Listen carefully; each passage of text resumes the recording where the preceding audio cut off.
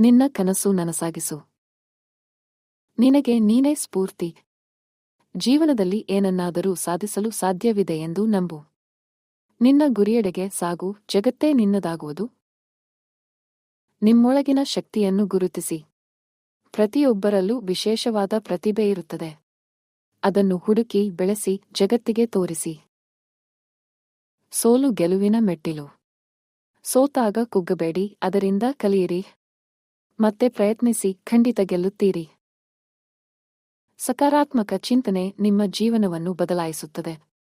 ನಕಾರಾತ್ಮಕ ಆಲೋಚನೆಗಳನ್ನು ದೂರವಿಡಿ.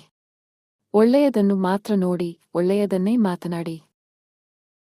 ನಿಮ್ಮ ಮೇಲೆ ನಂಬಿಕೆ ಇರಲಿ. ನೀವು ಏನನ್ನು ಬೇಕಾದರೂ ಸಾಧಿಸಬಹುದು. ನಂಬಿಕೆಯೇ ನಿಮ್ಮ ಯಶಸ್ಸಿನ ಗುಟ್ಟು. ಇಂದೇ ನಿಮ್ಮ ಕನಸುಗಳ ಬೆನ್ನತ್ತಿ.